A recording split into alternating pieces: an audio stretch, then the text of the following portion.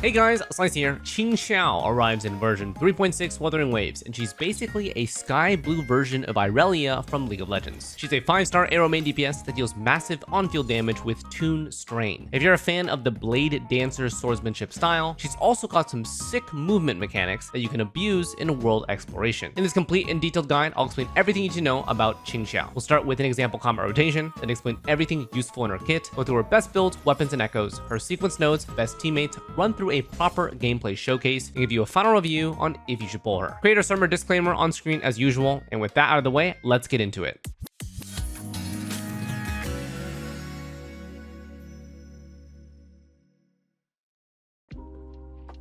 So, Qingxiao is a Toon Strain main DPS. Our most similar unit that falls under this category is Luuk herself, so we will be comparing her team DPS to his. As a Toon Strain DPS, we are taking a little break from negative status, which means our sustain is going to swap from the recently released Xlice back to Mornye. Let's jump into a combat rotation and break down our kit. Here's what a full rotation looks like, done slowly so you can see which abilities light up and what's being used. We're going to lead with intro. Then basic chain until her right forte is filled.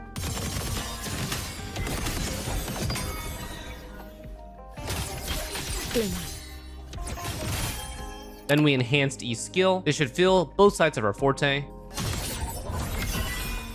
And then enhance heavy to change form. One with the sword.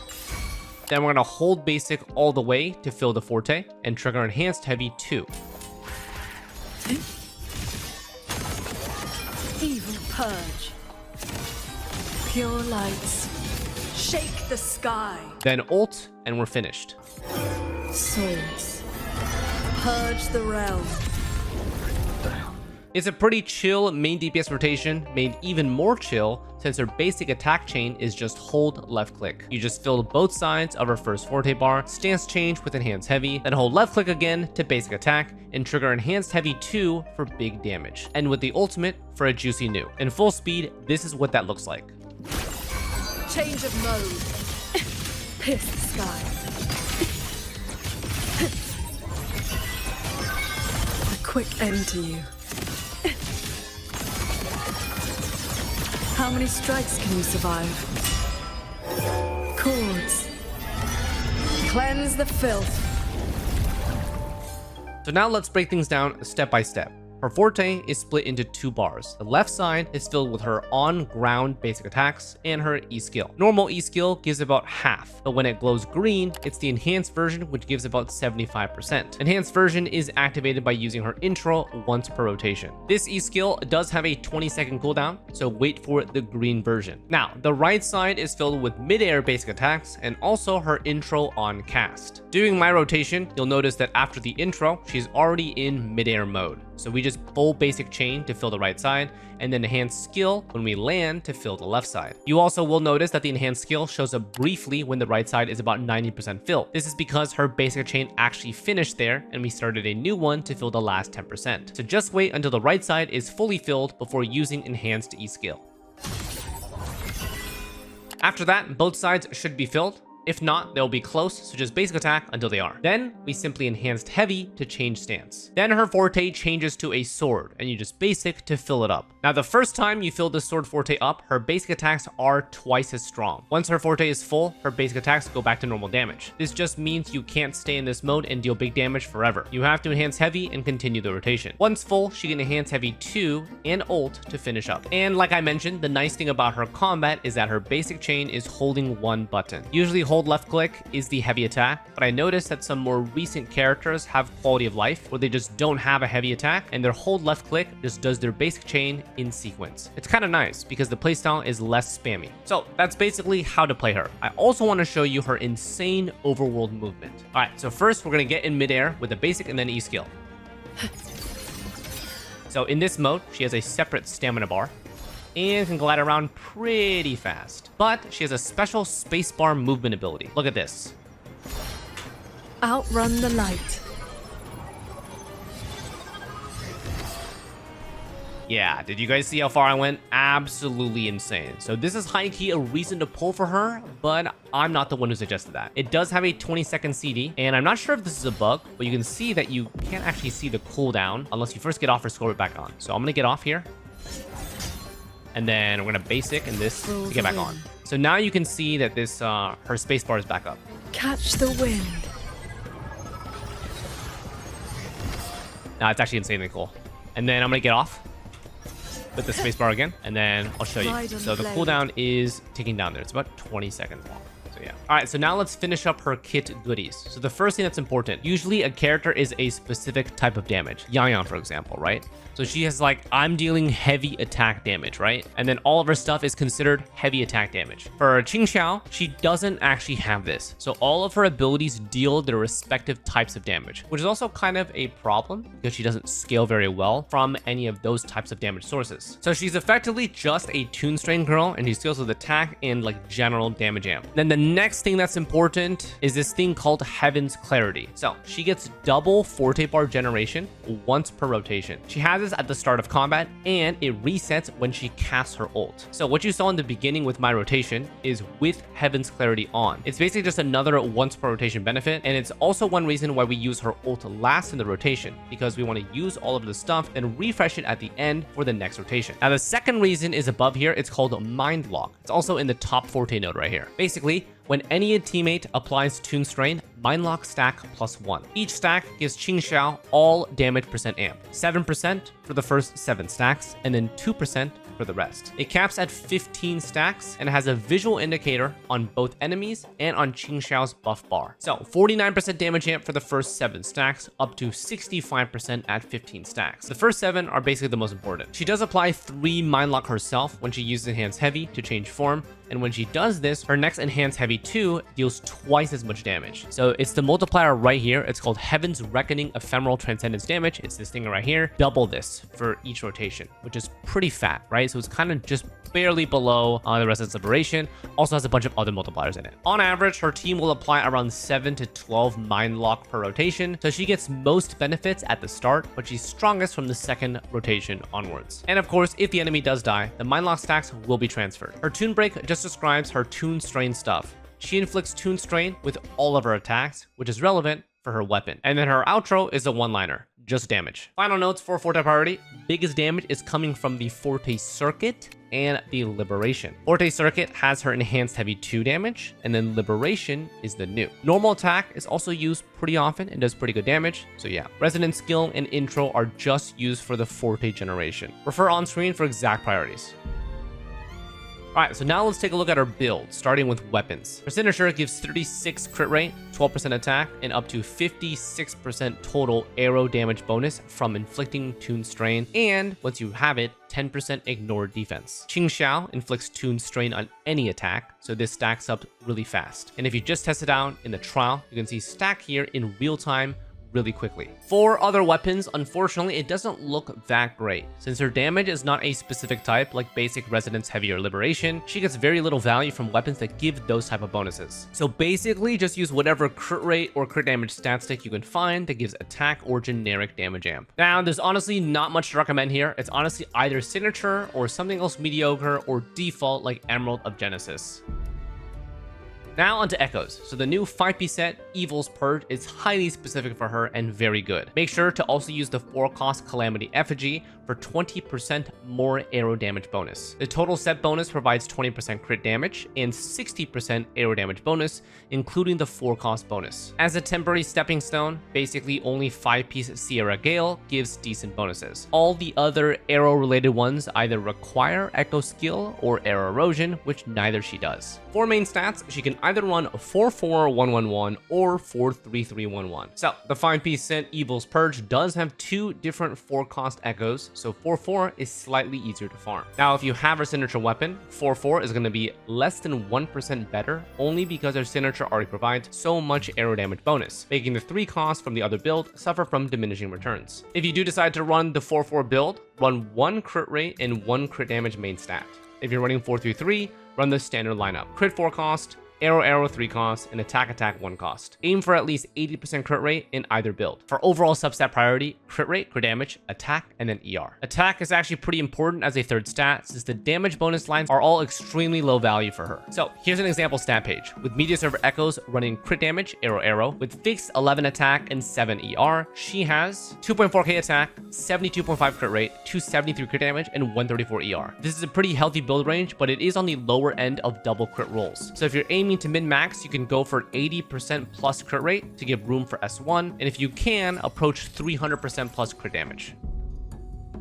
Now for sequence nodes. S1. This one is pretty loaded, so strap in. First, 16 free crit rate. Second, Sword Light Ward limit increased to 2. So this Sword Light Ward I did forget to mention earlier. It basically just protects you from a hit, providing immunity to interruption and 60% damage reduction for that attack. This S1 gives you 2 of them per rotation, 1 from the intro skill and 1 from the enhanced heavy. And then third, she also gets 25 stacks of a unique mechanic called Exercising Seal. This activates whenever she does basic attack damage and does extra coordinated damage called a Juche Perdition, equal to 400% of her attack with a cooldown of once per second. And for each stack used, the target takes 4% more damage from these specific Juche Perdition attacks. So this is pretty interesting. 25 stacks on combat entry, but it doesn't refresh, and they can only be used at max once per second. So you can basically view this as a super strong front-loaded extra damage for the first 2 rotations. Each rotation uses about 10 to 12 stacks of this, so they'll be used up in about 2 to 3 rotations. Now 400% multiplier 25 times is 10,000% total multiplier, which is quite massive even if it's done over 2 rotations. This definitely does need testing just to make sure it's actually doing all of these extra attacks, because if so, then her S1 is potentially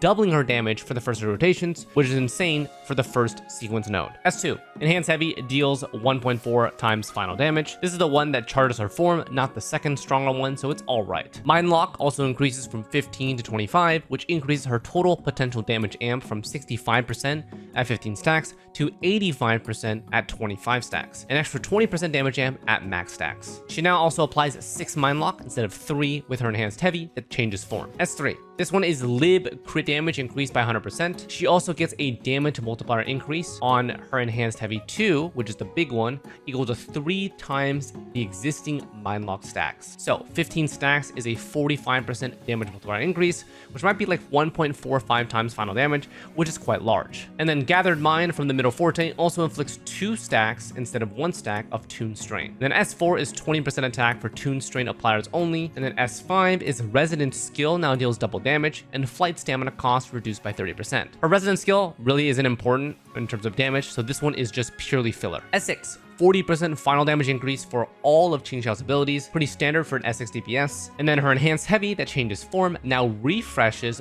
those Exercising Seal stacks from S1 based on the Mind Lock stack count on nearby enemies. These stacks now also amplify those Juche Perdition attacks, so they're also getting 85% damage amp. And then finally, her Tune Strain response, which gives her extra damage against Tune affected enemies, increases by 20%. So if you take a look at it, S6 is really capitalizing on S1, which also means that S1 definitely is as strong as it looks on paper. But of course, we do need to test this out. It will probably seem that once you are S6, because Juche Perdition attacks are considered basic attack damage, this is going to be where most of the damage in her kit actually comes from. So overall, her sequence nodes have a lot more going on than the average main DPS sequence nodes. Usually S2 or S3 are the breakpoints that you care about, but I think that S1 is actually Qingxiao's breakpoint. S2 and S3 are also quite nice, but I'm fairly confident that S1 will be her strongest DPS increase behind S6. If you are interested in investing in Qingxiao, I unironically suggest you to go for S1, especially if you value front-loaded damage for those first couple rotations, which basically helps you during the first minute of whatever combat thing you're doing. Okay, now for teams and showcases. So, Tune Strain is pretty well defined. We have Mornye Sustain plus Denia or Lynae, and then your main DPS. Mornye is technically replaceable if you don't have her for any generic sustain, most likely Shorekeeper, but you will be losing a lot more tune breaks without her. Now, if you don't have Denia or Lynae, you can technically run anyone else you like and put them here, but it's not really worth investing if you don't have these 2 characters. The team's damage does scale the more Tune Strain specific teammates are present. If you plan on investing in Qingxiao, try to pull for either Denia or Lynae when their reruns happen. Alright, so I've got 3 showcase highlights. We've got a best in slot Mornye Denia Qingxiao setup, a second one with Mornye and Lynae, And then a third one going back to Mornye Denia, but instead using Luuk to see where our baseline is at. All units shown are S0 R1 on their signature echo sets. We'll play everything in full speed just so you can see how Qingxiao rotates in each comp and to see the difference compared to Luuk later on. Now, very, very important to note that this TOA does buff arrow damage. So this enemy's arrow res are decreased by 10%. So Qingxiao is doing just under 10% more damage than usual. This is very important for Luuk because Luuk is going to look by default weaker, but just so you know, it's not as much weaker. Okay. All right. So now let's run through the showcases. First up is going to be the Mornye, Denia, and Qingxiao.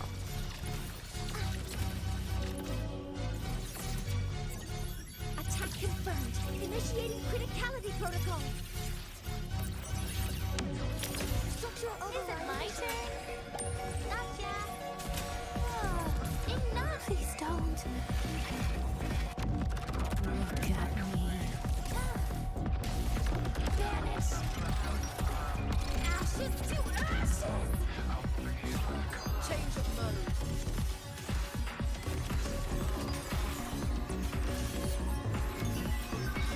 Focus the mind. Iron blade. Pure lights. Shake the sky. All my will. In one strike. Assuming master control. Processes come to stars. Hear my queries. Structural override. Is it my turn? Please don't. Forgive me. Take a bite. Darkness. End. Purged by my hand. Windstorm.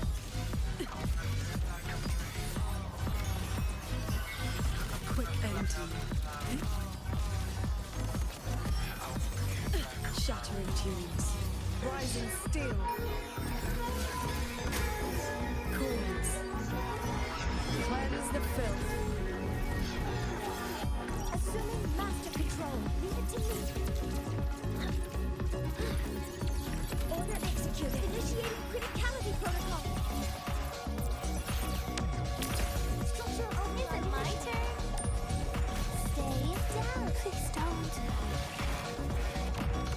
Look at me.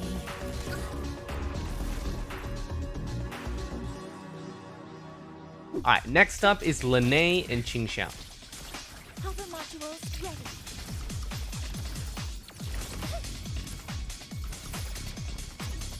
Order execute. Authorizing maximum output. Structural override initiated. Don't blink. You'll miss the best.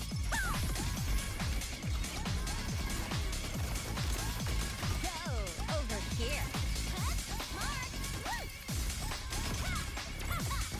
Pick it up. Glimmer. Sunder. A quick end to you.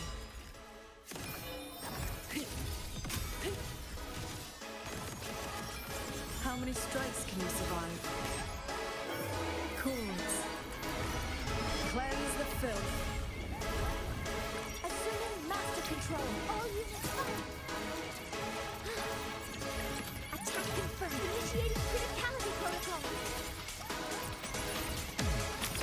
Structural override initiated. Special delivery. Don't go. Check this out.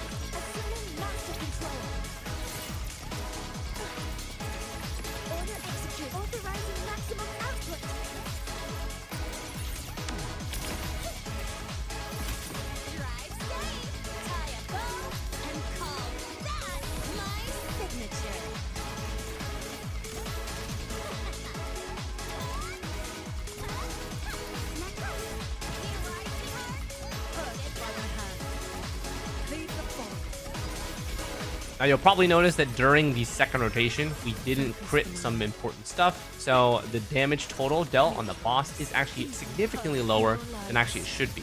DPS though is still a good baseline.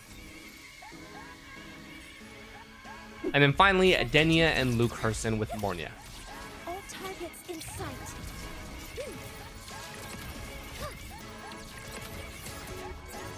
Processing complete. Initiating criticality protocol. Structural override. Is it my turn? Not yet. Please don't. Look at me. Devour.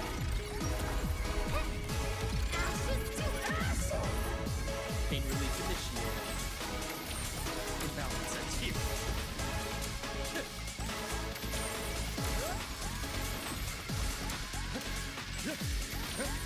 Return to silence. I deliver. Merciful death.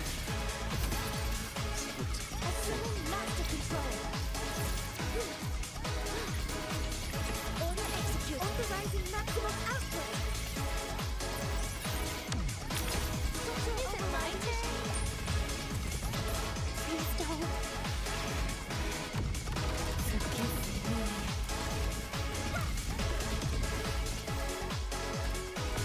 Peace by peace. Darkness.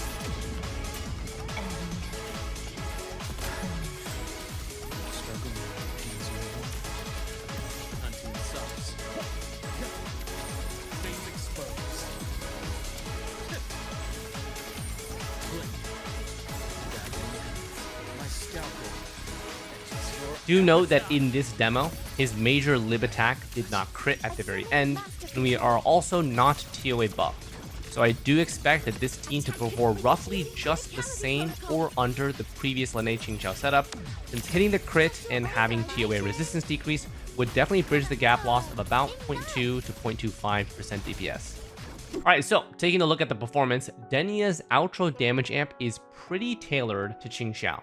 Just so you guys are fully aware, Denia's outro is if the Resonator inflicts Tune Strain Shifting, they gain 40% damage amp instead, which is quite big because, as you guys know, Qingxiao's damage is not any certain type. It's not basic, it's not heavy, it's not rib, it's all split. So the universal damage amp that Denia provides from this is actually significantly more valuable. For Lynae, do note that hers is 15% all damage amp, but also 25% Resonance Liberation. So this Resonance Liberation is only for our final hit, which is still pretty big, but it's not going to affect her enhanced heavies. So Luuk Herson with Denia on here looks to be significantly weaker, but I just want you guys to know that the average case where we land this roughly the same amount of crits will be on par with Qingxiao with Lynae, maybe slightly weaker. I would probably say that the team DPS difference between the best in slot team comps is about 20%, which is fair enough considering that Luuk Herson was released about 6 months ago. And then you guys may have noticed, but for all these showcases, I did try to use the Tune Break when I was on the main DPS, because their damage is noticeably better than if you do Tune Break on someone else like the Sustain or Sub DPS. Okay, so closing thoughts and my recommendations on if she's worth pulling. I think her damage output at S0 is really solid.